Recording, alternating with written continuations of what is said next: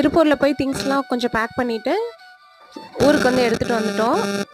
கொஞ்சம் திங்ஸ் தான் வந்து எடுத்துகிட்டு வந்திருக்கோம். இன்னும் வந்து எல்லாமே வந்து ஃபுல்லாலாம் எடுக்கலை. ஏன்னா வந்து சித்திரையில் ஃபுல்லாக காலி பண்ணக்கூடாது அப்படின்னு வந்து சொன்னாங்க. அதனால் ஃபுல்லாக வைகாசியில் வந்து காலி பண்ணிக்கலாம் அப்படின்னு சொல்லிட்டு கொஞ்சம் திங்ஸ் மட்டும் எடுத்துகிட்டு வந்திருக்கோம். இது வந்து பார்த்திங்கன்னா அடுத்த நாள் காலையில் நிலவாசல்லாம் வந்து கழுவி விட்டு அப்படியே வந்து கோலம்லாம் போட்டேன். கோலம்லாம் போட்டதுக்கப்புறம் இன்றைக்கி பாப்பாவுக்கு தம்பிக்கு ஸ்கூல் இருக்குது. அவங்களுக்கு லெமன் ரைஸும் உருளைக்கிழங்கு வறுவலும் செஞ்சு கொடுத்துட்டு அவங்களுக்கு ஸ்கூலுக்கு அனுப்பியாச்சு. அதுக்கப்புறம் நம்மளோட ஒர்க்கெல்லாம் வந்து ஸ்டார்ட் பண்ணிட்டேன். கொஞ்ச நேரம் வேலை செய்ய, அதுக்கப்புறம் கொஞ்சம் ஜூஸ் போட்டு குடிக்க, ஏதாவது ஸ்நாக்ஸ் சாப்பிட இந்த மாதிரி தான் வந்து அரேஞ்ச் பண்ணி வச்சுட்டு இருந்தேன்.